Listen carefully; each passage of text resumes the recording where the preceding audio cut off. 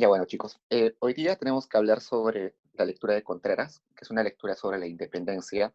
Es un análisis económico de la independencia, tanto de sus orígenes como del momento mismo de la independencia, es decir, la guerra de independencia, y el momento inmediatamente posterior eh, a la independencia. Entonces, ya habíamos visto con las lecturas anteriores de Ofelia y Golde que la economía colonial había estado decayendo, eh, tanto así que hay factores económicos como las reformas borbónicas, las reformas fiscales, estos cambios de impuestos. La misma economía había decrecido tanto en minería, en las demás actividades económicas. Eventos como los repartos, como la mayor presión tributaria que se extendió ahora a una mayor cantidad de población, a un mayor porcentaje de la población, habían originado revueltas y rebeliones que habían empezado a mermar más las capacidades de la colonia. Entonces, siguiendo esa ruta, que hemos visto todo esto en la clase pasada, Contreras empieza a hablar más o menos, o empieza a hablar sobre la última etapa colonial y cómo este último periodo colonial empuja y empieza a sobresaltar y intensificar algunas voces independentistas. Entonces, acá vemos eh, cómo se dividiría los territorios de España en América durante el periodo colonial. La primera imagen que tiene a la izquierda, solamente habían dos virreinatos, Nueva España, que tenía su capital en México, y Perú, que tenía su capital y bueno, el virreinato de Perú, que tenía su capital en Lima. Y luego, hacia el último periodo del virreinato, sucede la división que estaba a la derecha, donde el virreinato peruano se encoge bastante porque se empieza a crear el virreinato de La Plata, Nueva Granada, y Nueva España también se rehúsa. ¿Por qué se reduce el territorio del virreinato? Básicamente por una decisión de la corona, porque el virreinato de Perú era demasiado grande, demasiado heterogéneo, y necesitaba decisiones mucho más rápidas administrativamente. Entonces, una decisión que se tomaba en Lima duraba semanas en llegar, no sé, a parte del territorio que hoy es Argentina o parte del territorio que era Chile. Entonces, por eso, y además porque se levantaban muchos más rebeliones y revueltas en varias partes, era mucho más eficiente tener centros administrativos y de decisiones bastante cerca de esos lugares. Entonces, había revueltas cerca de Potosí, una orden de atacar que venía, digamos, del virrey, se demoraba mucho en llegar a esas partes, entonces se decidió partir el virreinato para tener más facilidad para reaccionar. Entonces, esas reformas políticas en el último periodo de la colonia empezaron primero eh, a seguir reduciendo los ingresos de la colonia. Si bien es cierto, se habían reducido los ingresos porque la economía iba mal, porque las revueltas empezaban a estancar un poco las actividades económicas, y ahora el virreinato de Perú, es decir, Lima, no recibía la misma cantidad de tributación, porque ahora la tributación se repartía entre los otros virreinatos. Por tanto, el virreinato se convierte en una economía más pequeña. Inclusive, la mayor fuente de ingresos para el virreinato era Potosí. Ahora, esta fuente ya no pertenece al Perú, sino pertenece ahora eh, al virreinato de La Plata.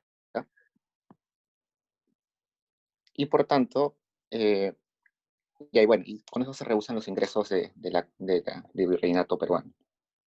Además, el puerto del Callao y por tanto la administración de Lima tenía un monopolio para los ingresos de importaciones. Entonces, de, todo lo que venía con importaciones de otros, de España, de España peninsular, entraba por Lima o a veces materia prima podría entrar por Arica o por otros puertos más pequeños, pero básicamente el grueso de las importaciones entraba por el Callao. Y eso originaba un monopolio bastante interesante porque el virreinato podía manejar y tener un registro bien detallado de lo que entraba. Y además se podía recaudar los ingresos, los tributos por importaciones en el Callao, pero esto empieza eh, a descentralizarse más con esa cuestión de que se parte el virreinato. En ese periodo también empieza a haber un crecimiento demográfico fuerte, migraciones de España, África, porque al inicio de la corona, de la colonia, vimos que había restricciones muy fuertes para los que no sean migrantes de España, inclusive también para los migrantes que eran de España. Si querías venir a América, tenías que validar que estabas yendo a alguna actividad. Vimos que en el caso de Lucas Martínez Vegaso, su hermano llegó al Perú solamente porque él le mandó una carta diciendo que iba a trabajar con él. Si no le mandaba esa carta a su hermano diciendo que él iba a trabajar con un encomendero en Perú, su trámite para llegar a América hubiera sido mucho más engorroso o hubiera tenido que llegar, entre comillas, de escondido o ilegal, ¿no? Entonces, ahora al final del virreinato se abre más eso, empiezan a llegar más migrantes españoles con más libertad, migrantes también africanos, no solamente como esclavos, sino también algunos de forma regular. Y la recuperación de la población indígena empieza, ¿no? Porque las primeras enfermedades que llegaron con los españoles mermaron la cantidad de nativos, y además con la mita, con el trabajo forzado, que gran parte de muertes estuvo cargada sobre la población indígena. Y eso se empieza a recuperar básicamente porque ya no había tanta presión. Vimos que al final de la reforma borbónica se empieza a abolir ciertas cosas. Por ejemplo, los repartos ya no están obligados, con eso sacan carga de entrega de mano de obra a los indígenas, ya no tienen que estar vendiendo su mano de obra, eh, por ejemplo, a las minas, entonces se empieza a recuperar la población nativa. Y bueno, lo mismo que dijimos la clase pasada, que las reformas borbónicas fueron un intento de ampliar el mercado, impulsar la producción y tener una mayor presión fiscal para tapar los huecos que había dejado el decrecimiento económico. Es así que para 1800, ya en plena, en plena revolución de Tupac Amaru, empieza una decadencia económica mucho más marcada que el ciclo anterior. Entonces, ya llegamos más o menos al periodo pre-independencia, 1800, ya estamos algunos años antes de la independencia, para 20 años, 21 años antes. Y hay un libro de Contreras y Luis Miguel Glave, que es el hermano del profesor Glave, que lleva como título lo que tiene en la pantalla: si la independencia del Perú fue concedida, conseguida o concebida. Es una pregunta interesante. Usualmente cuando estamos en el colegio nos enseñan que la independencia fue una gestación heroica de los pensadores peruanos y que buscaban la autonomía y todo ese rollo que nos metieron en el colegio. Si bien es cierto, tiene mucho de verdad, hubieron gente, gente en ese periodo de tiempo que concebió una nación libre y autónoma. Sin embargo, en este libro de Contreras nos dice que hay tres visiones para entender la independencia. Una, que la independencia fue concedida, es decir, los peruanos o los que estábamos o los que vivían en el virreinato en ese momento no buscaron la independencia, sino nos forzaron a ser independientes. Inclusive, gran parte de los criollos y los peruanos, los ya nacidos en el virreinato del Perú, no querían la independencia y fueron las naciones colindantes con el Perú que nos obligaron a ser independientes. ¿Y por qué era el interés de otras naciones que se habían independizado antes de que nosotros seamos independientes? Básicamente porque éramos el último bastión de la resistencia realista, de la resistencia española en América. Entonces, ningún país hubiera sentido, por ejemplo, Argentina o Chile o Venezuela, se hubieran sentido totalmente independientes si seguía habiendo territorio eh, español dentro de América. Entonces, su búsqueda búsqueda era sentirse seguros y por tanto echar totalmente a los españoles a América. Claro que además eso también implicaba de que como había todavía presencia de españoles en el Virreinato del Perú, todavía había militares peruanos, perdón, militares españoles, y eso evidentemente era un peligro para las naciones ya independientes en ese momento.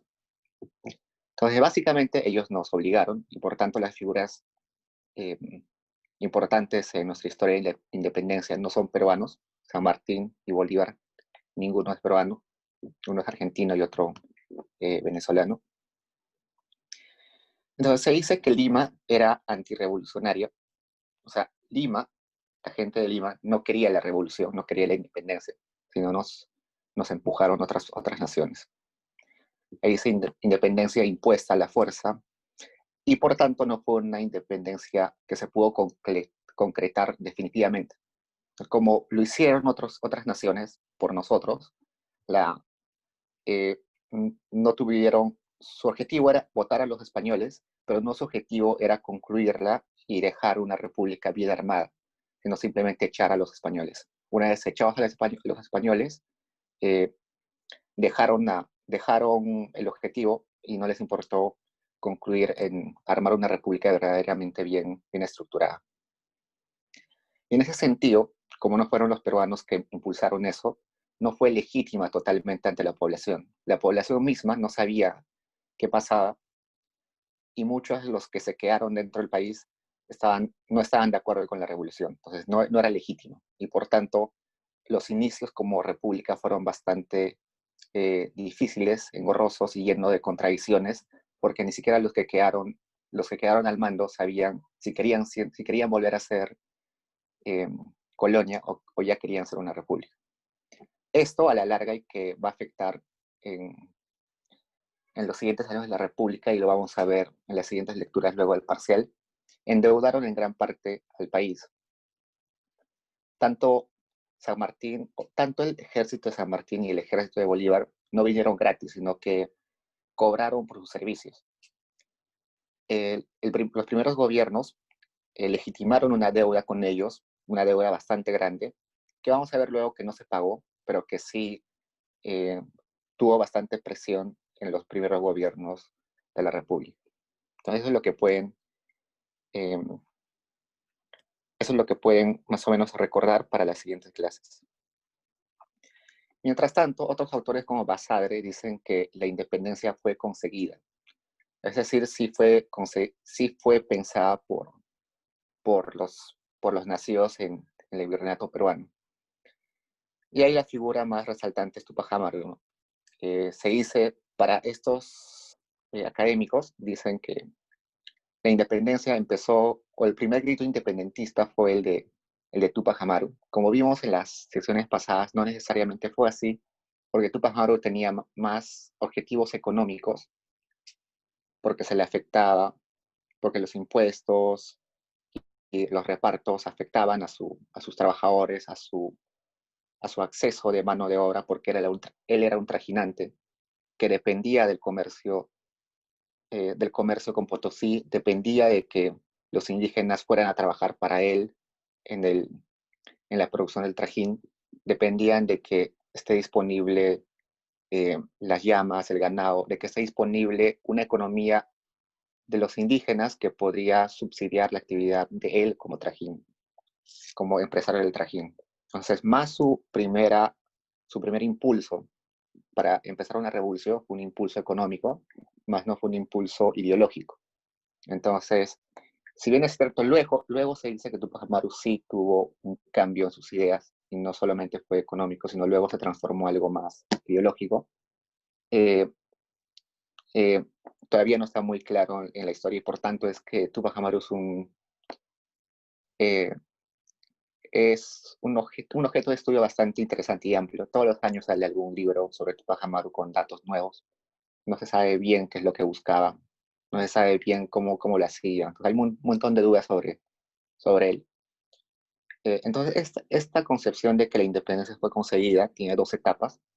Primero, estas revueltas y rebeliones que ya estudiamos con Ofela y con Golte, Y luego una segunda etapa, que ya es la etapa pasada, 1800, que es una ayuda de San Martín y Bolívar. Entonces, en este caso estamos viendo como la figura central a Tupac Amaru y luego recién una ayuda que viene de San Martín y Bolívar, mientras que en la concepción anterior, que era la independencia concedida, la figura central era San Martín y Bolívar y no aparecía Tupac Amaru. Luego, la tercera forma de entender la independencia es una independencia concebida. Eh, Se dice que el pensamiento independentista nació en Europa, en Francia, en Inglaterra, y esta fue una revolución más que de las armas, una revolución en términos ideológicos y políticos. Entonces, era una nueva forma de entender hacia dónde debería ir la humanidad, ya no una humanidad que utilizaba a mano de obra, que obligaba a la evangelización, sino ya era como, eh, ya se empezaba a hablar de los derechos de las personas en sí mismas, por ser personas en sí mismas, y había un pensamiento liberal, cada persona tenía que decidir sobre lo que quería hacer en el futuro. Y este impulso, que era más un impulso humanista, desemboca en las mentes no solamente de españoles, sino también de personas ya nacidas en el territorio del virreinato peruano, y es esta ideología que llega desde Europa la que hace cambiar la sociedad y supuestamente empuja la revolución y la independencia en último término. Entonces, más o menos esos son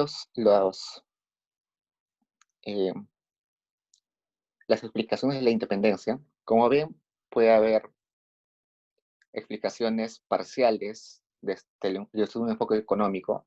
Si hablamos en la independencia concebida, podemos ver que eran las demás naciones las que estaban cuidando no tanto sus intereses políticos, también sus intereses económicos, y no estaban cuidando en realidad la creación de una nueva nación, sino eran los intereses económicos y políticos de los demás, empujó el interés de la independencia en Perú. Acá en la independencia conseguida, fueron impulsos totalmente económicos los que impulsaron las primeras revueltas y rebeliones. Y la segunda etapa, que fue una ayuda, también nos endeudó. Y bueno, este es el más supuestamente ideológico y libre de efectos económicos, que es la concebida. Entonces, dejando eso, eh, las guerras de independencia más o menos duraron entre 1809 y 1826. Nosotros tomamos como referencia 1821 como independencia, pero sabemos que la otra independencia supuestamente promulgada por Bolívar fue en 1824. Pero estas independencias fueron independencias parciales. Cuando San Martín proclama la independencia en el 21, solamente habían desplazado a los españoles al interior del país, es decir, el Perú solo estaba libre de españoles en Lima, y ni siquiera en todos los lugares de Lima. Y cuando Bolívar promulga la independencia en el 24, no, tampoco estábamos libres totalmente de españoles, habían todavía rezagos realistas en el sur, pero en 1826 realmente se acaba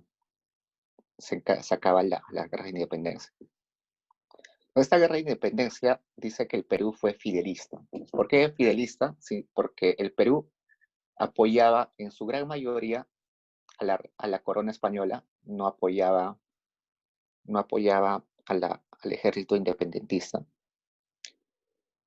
Recién muchos peruanos empiezan a pelear por la independencia cuando es el ejército peruano que empieza a pagarles por pelear en este ejército.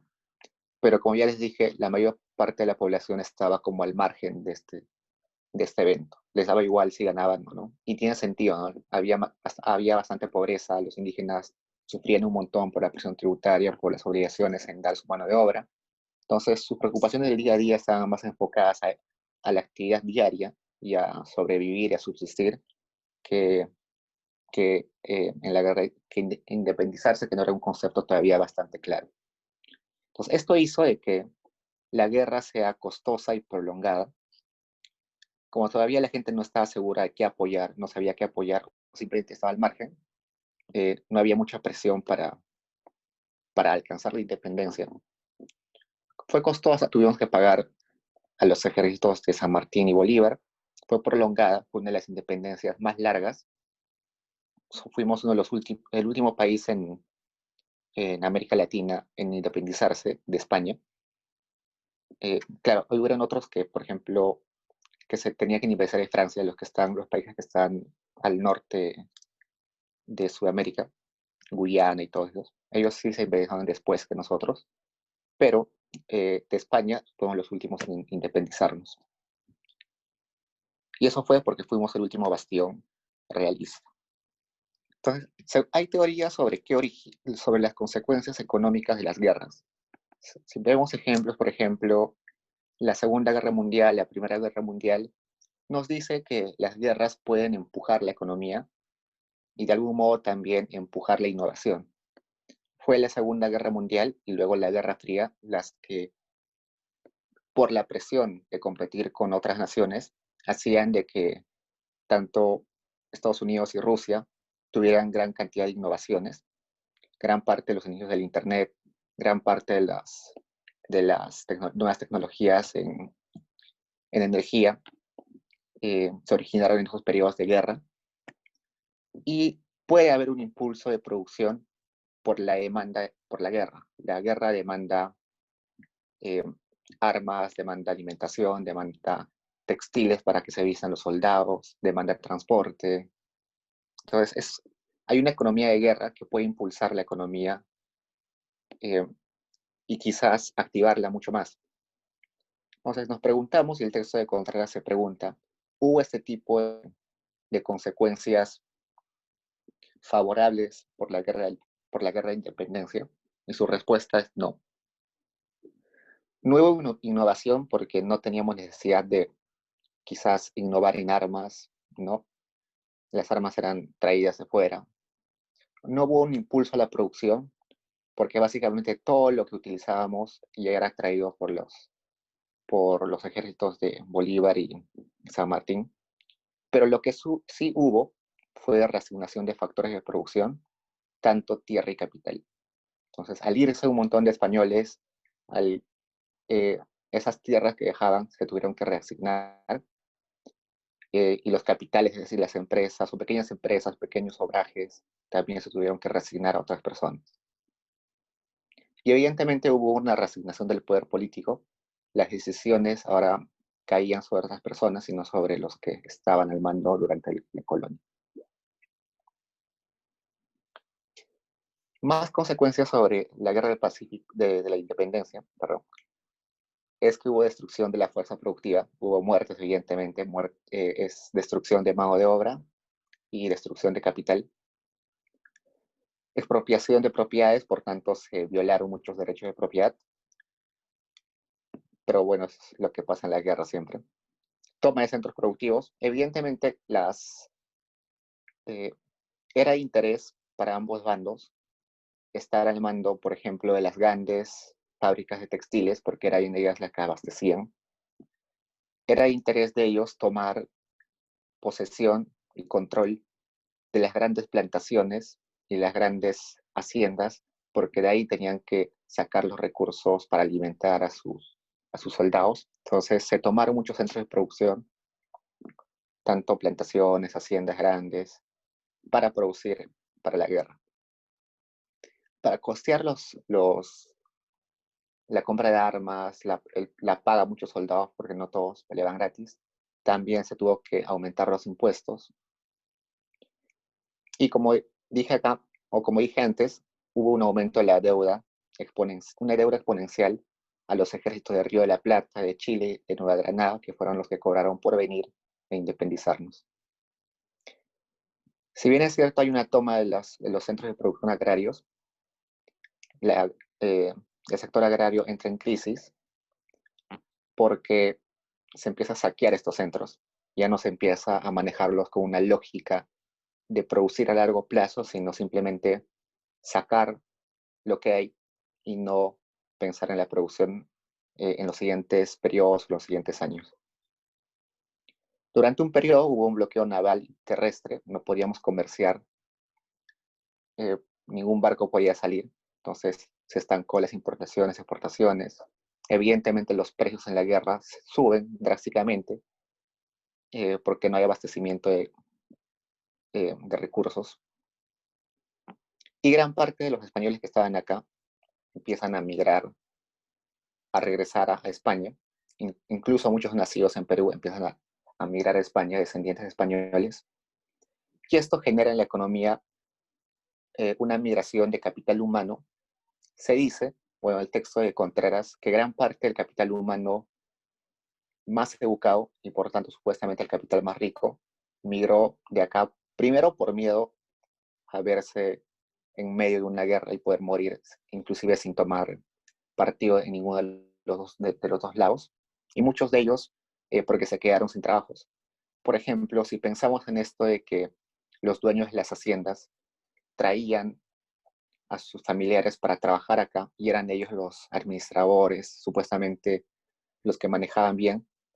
Entonces, todos ellos al quedarse sin trabajo, sin haciendas donde trabajar como administradores, sin plantaciones donde trabajar como administradores, eh, había muchos, por ejemplo, escribas, que eran como los abogados hoy en día, que se quedan sin sus puestos dentro de la administración eh, colonial, entonces tienen que regresar a España. Entonces, gran parte de esa mano de obra muy calificada se va.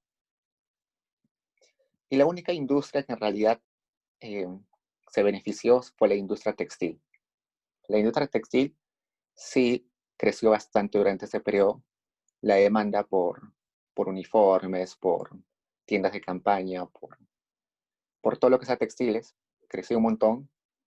No se vio afectada mucho por la toma de los centros productivos, sino que siguió en la mano de sus dueños originales, así que igual se producía con una lógica empresarial y no con una lógica de saquearlo por la guerra. Entonces, luego de la independencia surge evidentemente una inestabilidad dirigencial. Los que empiezan a entrar como presidentes, al inicio ni siquiera había un título claro, empezaron como presidentes o supremo dictador o su presidente provisionario, no se sabía bien qué cosa debería haber como cabeza de Estado.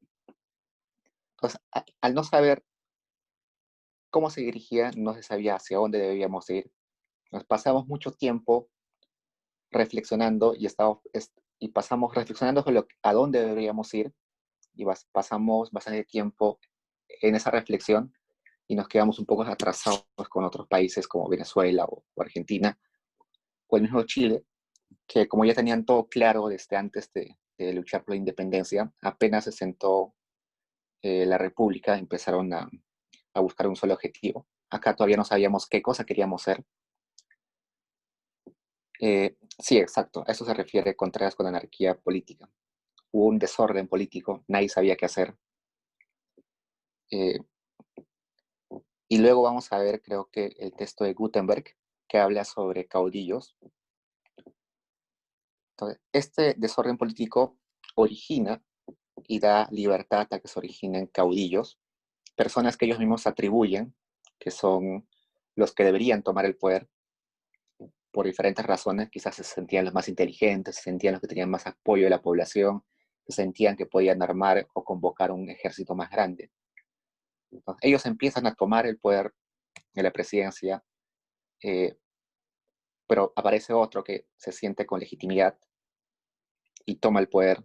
Hay otros que se levantan, por ejemplo, en Moquegua, creo, un grupo, un ejército se forma en la cabeza de unos de los caudillos y pretende llegar a ser el presidente de la nueva república.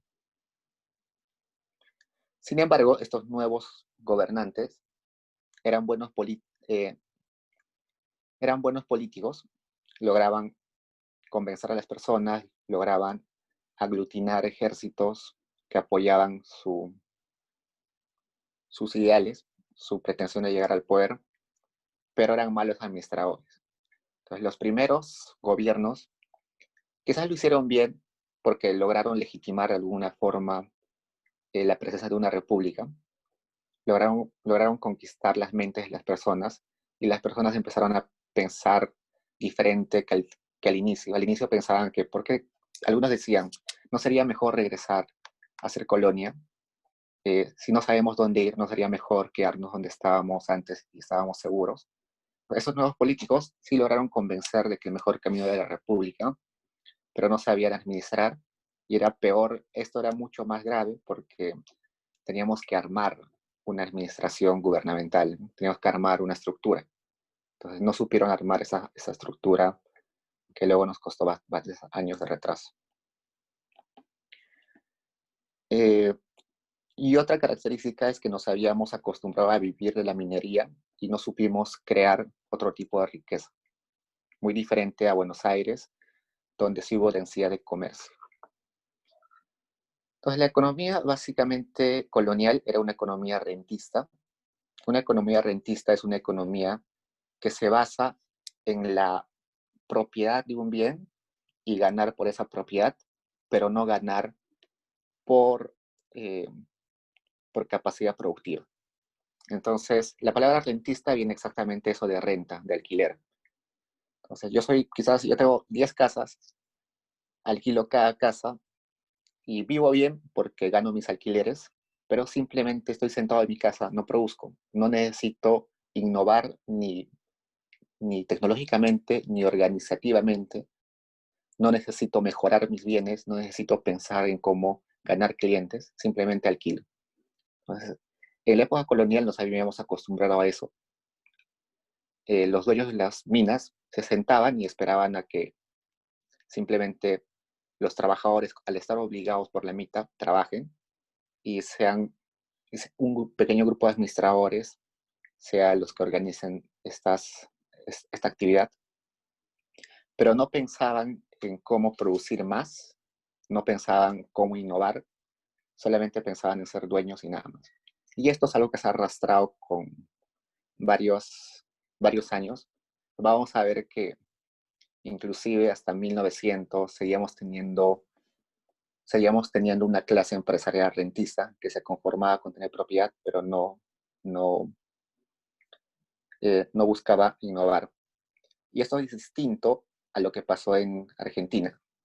Argentina, a inicios de su independencia, capturó bastante inmigración italiana y de esas zonas más o menos, que los llevaron a tener una población bastante educada y con bastante capital humano.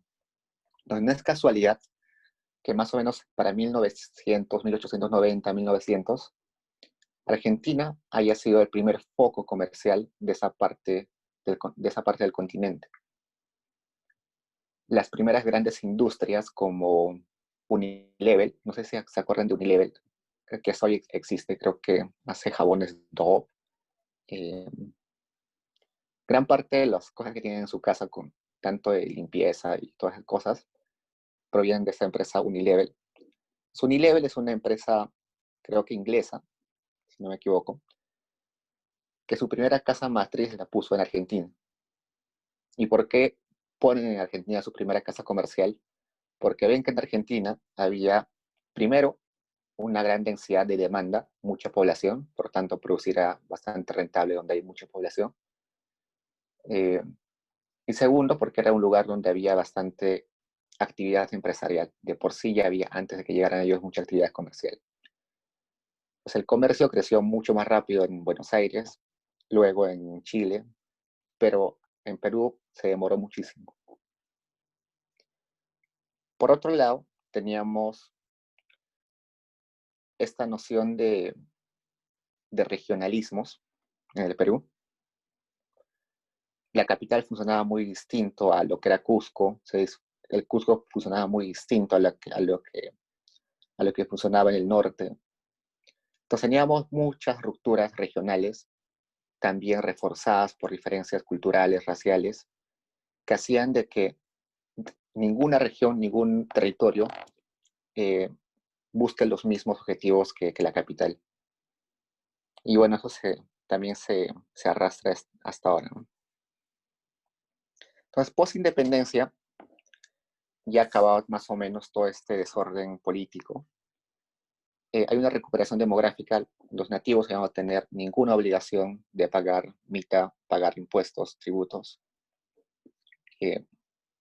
Empieza a recuperar su población.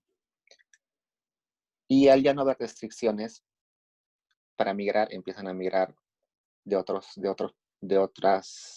países, de Inglaterra, de Francia. El desorden político se arrastra con mucho tiempo y, como dije, se van a generar grandes caudillismos, los que querían llegar al poder para su beneficio propio. Y la necesidad de ganar legitimidad. Un Estado solamente, como vimos en Polanyi, un Estado siempre está en constante preocupación.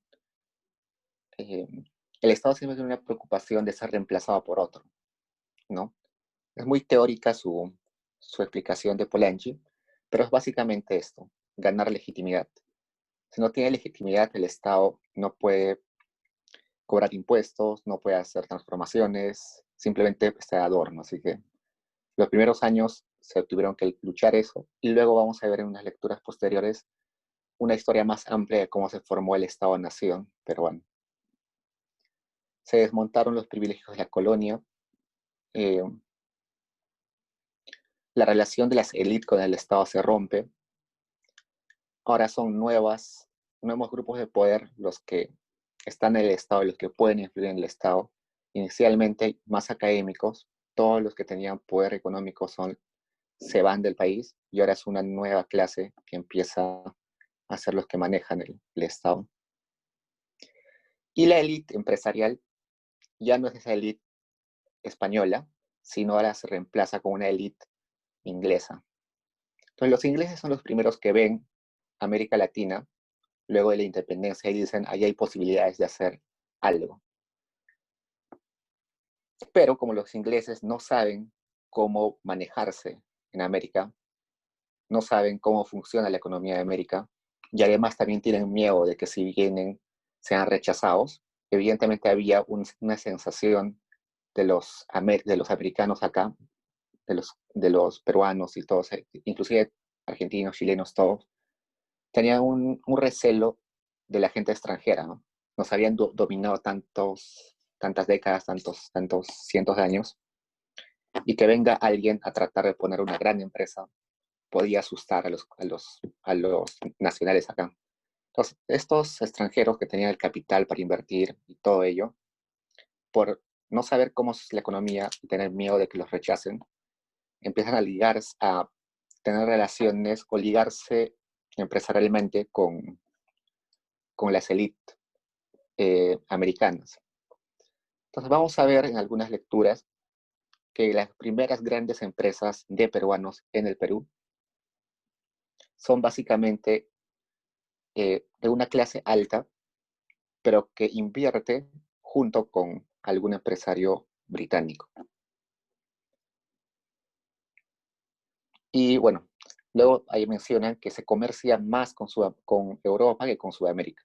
Entonces, esa relación con Inglaterra se hace tan fuerte que exportamos e importamos más con Inglaterra y en parte con Francia que con nuestros mismos vecinos, que eran, que son Argentina y Chile y todos ellos.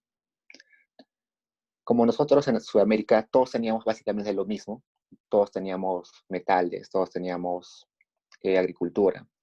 No había mucho que comerciar entre nosotros porque producíamos casi lo mismo en ese momento. Claro, hoy en día producimos cosas muy distintas, pero en ese momento producíamos cosas muy parecidas. Pero en Inglaterra necesitaban los minerales que sacábamos de acá, y nosotros necesitábamos nuevas cosas, nuevas necesidades que teníamos de allá, ¿no? Quizás como nuevos textiles, nuevas tecnologías, nuevas formas de transformar los minerales. Entonces se volvió más intensa el comercio con Europa que con nuestros mismos vecinos sudamericanos. Y al haber estos primeros impulsos a la economía, evidentemente cuando hay más cuando hay más demanda de trabajo, el salario por hora se eleva, ¿no? Entonces se encarece el costo del trabajo. Entonces antes los empresarios venían y básicamente tenían gratis la mano de obra, ahora el costo de trabajo ya empieza a tener un costo elevado y siempre se tenía que pagar por el trabajo. Entonces veamos, y nos falta poco, la política económica. Hemos dicho que los primeros que manejaron la política en nuestro país no sabían mucho de administración, pero lograron hacer algo. Y bueno, una de las cosas que hicieron, no sé si bien o mal, fue la desprotección de la minería. Si bien tuvieron cosas buenas como no MITA, o sea, no trabajo forzado, no insumos subsidiados, es decir, por ejemplo, en la época colonial estaba muy subsidiado el precio de la soja que se traía de, de Huancavelica, ahora no. Ahora el Estado no da créditos a los dueños de las minas.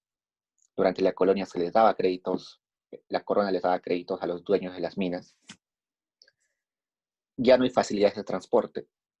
En la colonia había facilidades para transportar los minerales desde Potosí hasta Arica. Ahora ya no hay.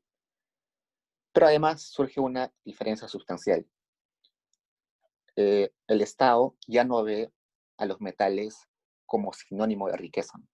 Dijimos que los mercantilistas y por tanto la economía española, en realidad todas las economías, bueno, todos los imperios en ese momento, como España, Francia, Inglaterra, veían inicialmente como la acumulación de metales a sinónimo de riqueza, ¿no?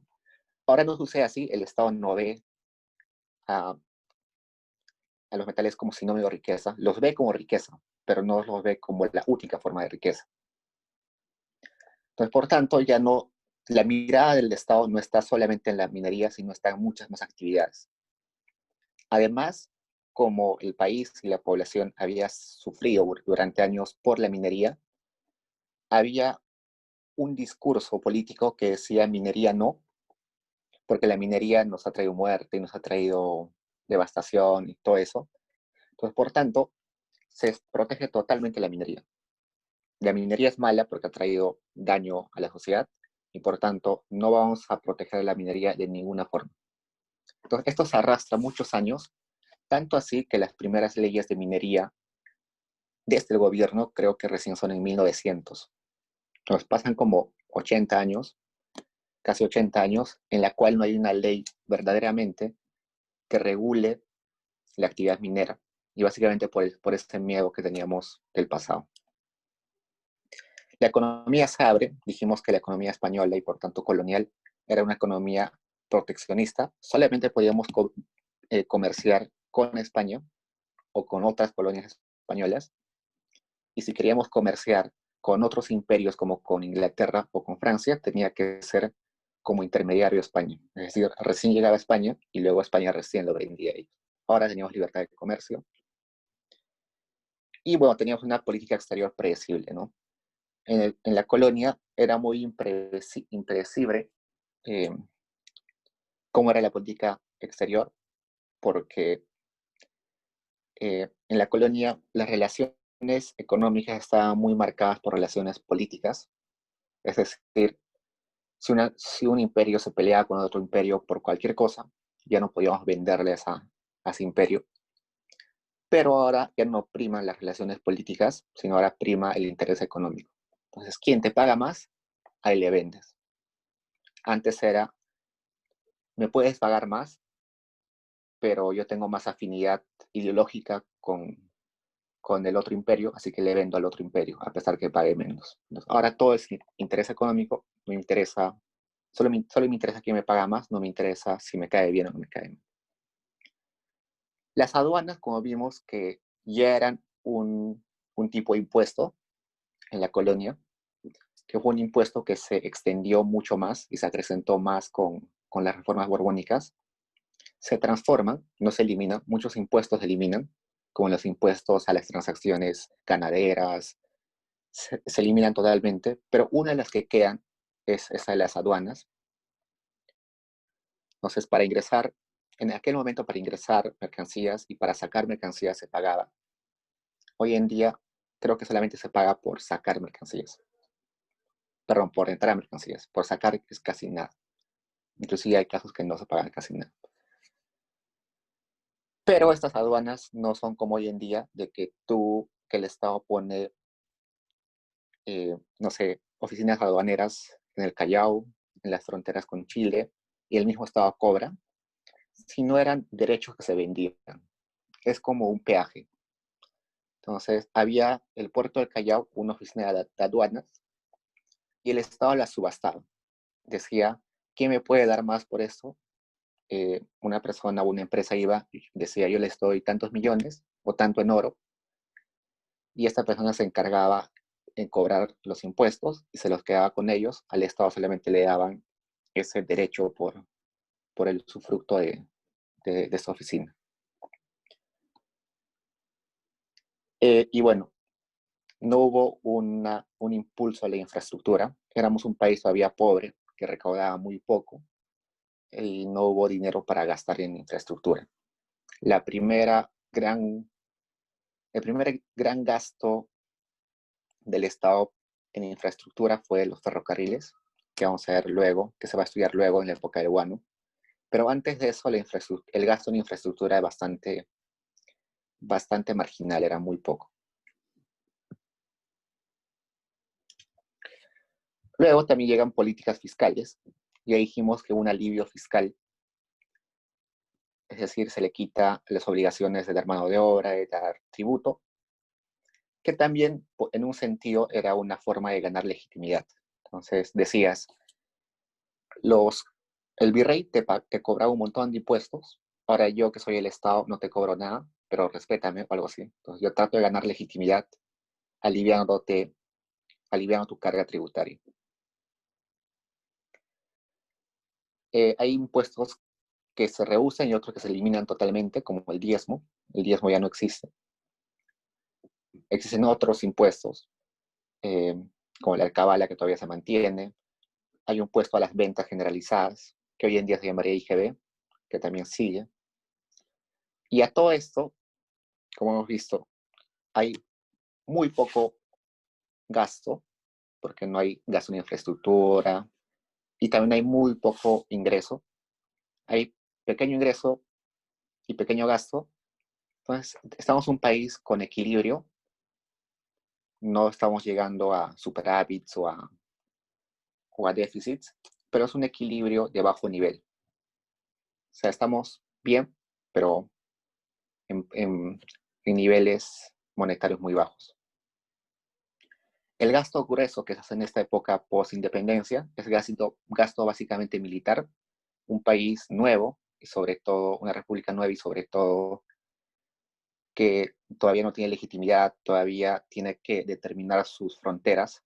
Recordemos que las fronteras en ese momento de la historia, 1820-30, todavía no está bien delimitada.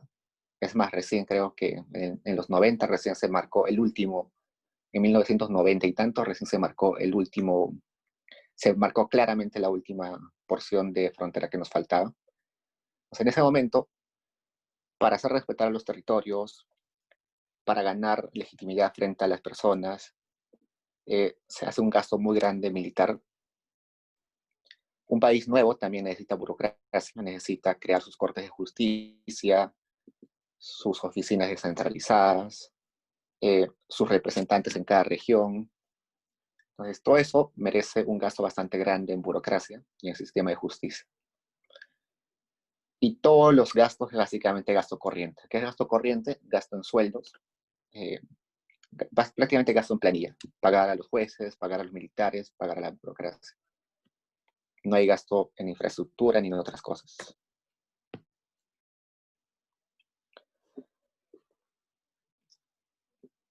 Mm, ya, esto ya dijimos. Ya, pasamos de colonia española a colonia británica, a neocolonia británica. Entonces, dejamos de depender políticamente y económicamente de España. Ahora ya no dependemos políticamente de nadie, pero sí dependemos económicamente bastante de Gran Bretaña.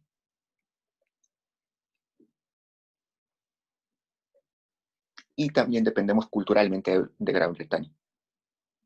Luego veremos que llegado a 1900, seguimos siendo dependientes de Gran Bretaña, pero económicamente, pero pasamos a ser dependientes culturalmente de Francia. En este momento de la historia somos tanto económica como culturalmente dependientes de Gran Bretaña. Pero aún, como no sabemos dónde ir, no empezamos a pensar en términos económicos, no tenemos una mentalidad capitalista. Entonces no estamos pensando, por ejemplo, en que mayor gasto del Estado va a reactivar la economía, que si haces infraestructura vas a generar empleos. No estás pensando en eso, simplemente estás pensando en reducir impuestos para ganar legitimidad, y esto a largo plazo no genera empleos, no genera consumo, no genera producción. Entonces todavía estamos pensando en ganarnos el espacio como un Estado legítimo y no estamos pensando en términos económicos. Luego va a venir el guano, que nos va a tomar una lectura o dos lecturas, creo. El guano fue un enclave, vamos a definir en las siguientes clases qué es un enclave, pueden estar averiguando qué es un enclave. Básicamente un enclave es una isla económica, un espacio territorial donde se produce, pero que no contagie económicamente a sus vecinos. Veremos eso después. Sin encadenamiento, es decir, que esa actividad no genera actividad económica en otros sectores. En ese periodo del guano se empieza a recaudar más, sin embargo no se gasta. Nuestra recaudación crece un montón, pero no se gasta. Esta actividad depende más de lo que pasa en el exterior, de nuestra economía doméstica. Todo el beneficio o gran parte del beneficio se va al exterior. Y llega un momento en que casi todos los dueños de las cajas comerciales que sacaban del guano se quedan en el margen. Bueno, los empresarios nacionales quedan en el margen y solamente son los empresarios británicos los que se quedan con todo. Y este guano va a generar un efecto económico que es la enfermedad holandesa. La enfermedad holandesa también la vamos a desarrollar con más amplitud luego, pero lo que nos dice la enfermedad holandesa es que al inicio por una expansión de alguna actividad, generamos un crecimiento grande aparentemente, pero que una vez terminado este recurso, que es el guano, regresamos al mismo punto de inicio o quizás peor. Esto sucedió con el guano. Generamos como una expansión económica interesante, pero cuando nos dimos cuenta y se terminó el guano, estábamos peor que al inicio. Entonces, eso tiene varios canales económicos que analizar de por qué sucede eso. Lo vamos a ver en la lectura de Hunt, que nos habla del guano. Y bueno, al inicio del periodo republicano, éramos bastante, estábamos todavía, mucha población pensaba que estábamos en un mal camino y deberíamos regresar a la monarquía. Entonces hubo bastantes altibajos en los primeros años que convencieron a muchas personas que quizás el mejor camino era volver a ser una colonia española. Quizás si no hubiera llegado el guano, esas voces hubieran ganado. Pero cuando llegó el guano, el Estado empezó a recaudar más y empezó a crecer el aparato estatal, se empezó a gastar más en gasto corriente, no en infraestructura, y años posteriores empezó a gastar, por ejemplo, en el ferrocarril, en algunas obras grandes. Entonces, esta sensación de estar progresando económicamente cayó a estas voces conservadoras que buscaban que regresemos a la monarquía. Sin embargo, seguimos siendo un Estado rentista. Ya dije que un Estado rentista es eh, el que vive simplemente de la propiedad, no vive de sus capacidades. Y en términos de Basadre, dice que el dinero vino antes y el Estado llegó después solamente para gastarlo. Entonces, el orden natural debería ser, llega el Estado asegura que, eh, que pueda existir un mercado confiable, que proteja los derechos de propiedad, que genere el clima apropiado para comerciar y producir, y eso genera un mercado grande, genera que las empresas y consumidores transen más, eso genera que el dinero llegue más y que la economía crezca, y después recién el Estado recauda, pero acá sucedió al revés. Primero llegó el dinero sin que el Estado se lo buscara, y después recién el Estado llega para gastar ese dinero. Entonces, como no le costó al Estado generar esos nuevos ingresos tributarios, lo gasta y lo gasta mal. Entonces, veremos que hay un gasto innecesario en algunas infraestructuras que no necesitábamos realmente. Gasto en pagar deudas que ya estaban saltadas, gasto eh, gasto, por ejemplo, en pagar algunos bonos que ya habían sido como olvidados en el tiempo, y simplemente porque teníamos plata, las pagamos. Los acreedores ya habían dado como, ya habían dado como perdidas esas deudas, y el Estado, por tener dinero y decir, bueno, acá estoy, pago cosas que no debíamos pagar. Se compró el ferrocarril más grande en ese momento, eh, que no logró conectar la economía del interior del país, simplemente generó un ferrocarril innecesario que por mucho tiempo estuvo parado. Pasado el tiempo, se acentúa mucho más la migración. Llegan coolies, que son los chinos que empiezan a llegar al país para trabajar en el guano, y algunos para trabajar en algunas plantaciones. Siguen llegando británicos, y nos volvemos una economía que depende bastante de un producto a la vez. Entonces, primero empezamos a depender bastante del guano, luego empezamos a depender del salitre, luego empezamos a depender del algodón, y en los últimos años empezamos a depender básicamente de minerales, de cobre y de otros minerales como el oro y la plata. Y bueno, el desplazamiento de la mano de obra, que es básicamente por eso. Como estamos solamente enfocados en un solo producto, toda la mano de obra se va a ese producto.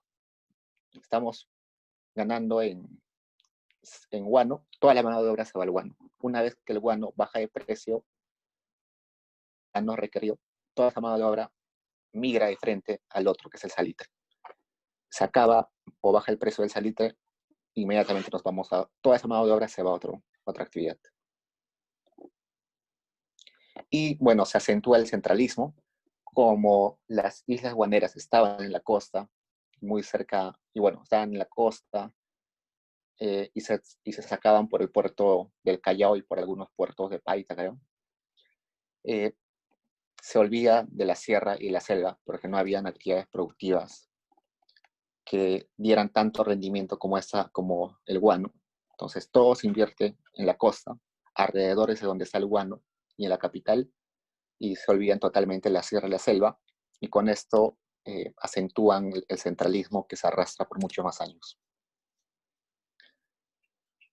Y si bien es cierto, al inicio de la independencia empiezan los caudillos y algunos peruanos criollos a ser los que empiezan a influir en la política, esto va cambiando poco a poco, y son ahora los que están relacionados con los empresarios británicos, y por tanto los que están asociados en sacar y comerciar el guano, son ellos los que ahora tienen el poder de influir en la política. Y como dije ahora, no solamente con el paso del tiempo, eh, ya nos dependemos más dependientes de la cultura francesa. Hay algunas anécdotas sobre eso. Se dice que en Palacio de Gobierno, eh, cuando llegabas a Palacio de Gobierno, te daban el plato del menú, si ibas a almorzar con el presidente, y el plato estaba, bueno, la carta de los platos estaba enteramente en francés. Ni siquiera el título estaba en español, todo estaba en francés.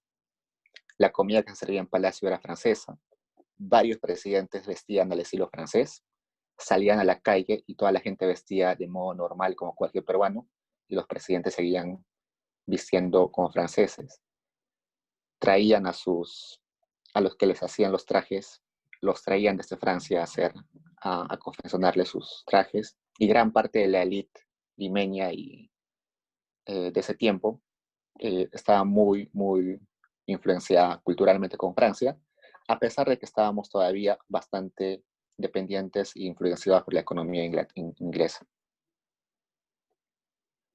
Entonces, esta es la última diapositiva que hace un balance entre las ventajas que nos trajo la independencia y las desventajas que nos trajo la independencia.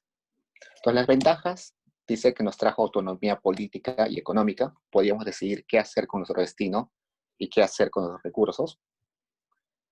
Si eras fiscalmente desfavorecido, se termina la exacción, es decir, por ejemplo, si éramos indígenas, eh, dejábamos de pagar mano de obra, mitad, y dejábamos de pagar impuestos, y ya no teníamos carga tributaria.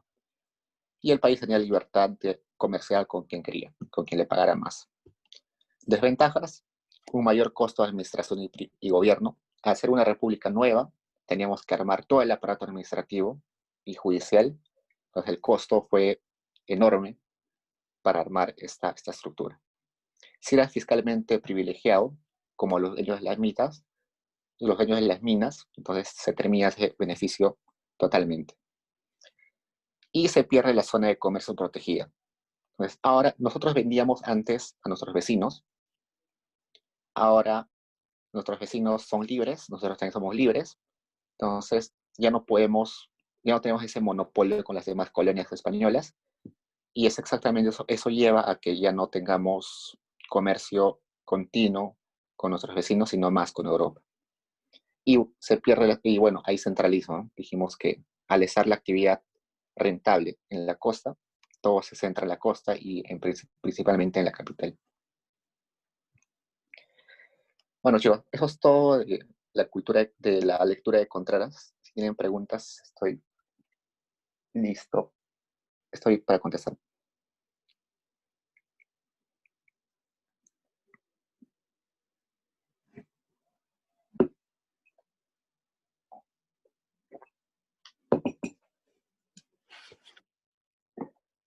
Lo que vamos a hacer ahorita, dime,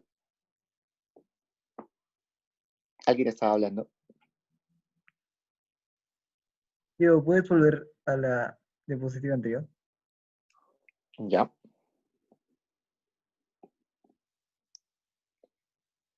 ¿Tienes alguna pregunta de esa diapositiva? No, solo quería ver. Ah, ya. Pues lo que vamos a hacer ahorita es hablar de las lecturas anteriores. No voy a repetir, sino simplemente les voy a decir en qué tienen que enfocarse. Y luego de eso vamos a hablar sobre el parcial. Entonces, hasta ahora en el curso, en las horas prácticas, hemos visto 9 lecturas. Y las lecturas siguen un correlato. Entonces empezamos con lecturas que son sumamente teóricas, como de Nord, de Sokolov, pueden agarrar la parte teórica, y Polanyi, que son teóricas. Luego utilizamos esta teoría para leer primero la colonia, el periodo temprano de la colonia, del cual nos habla Trelles. Luego, más o menos cuando la colonia estaba en su apogeo con, el, con Potosí, que nos habla Glave. Y luego vemos el fin de la colonia, también leída bajo algo de la teoría de Polanyi y de North. Esta decadencia de la colonia con Goethe y con Ocellan. Y finalmente el final de todo esto y las guerras de independencia y las consecuencias económicas de la independencia. Entonces, cuando repasen sus lecturas, no les voy a pedir que se lean las 9 lecturas de nuevo, pero que se enfoquen en esa linealidad que tienen las lecturas.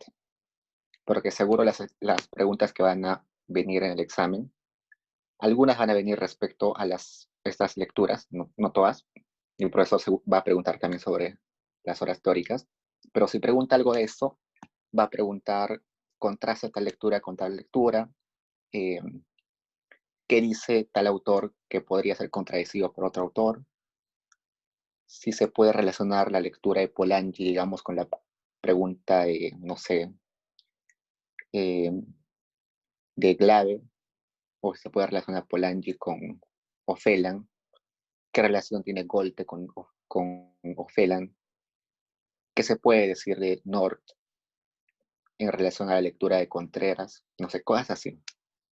Entonces, traten de tener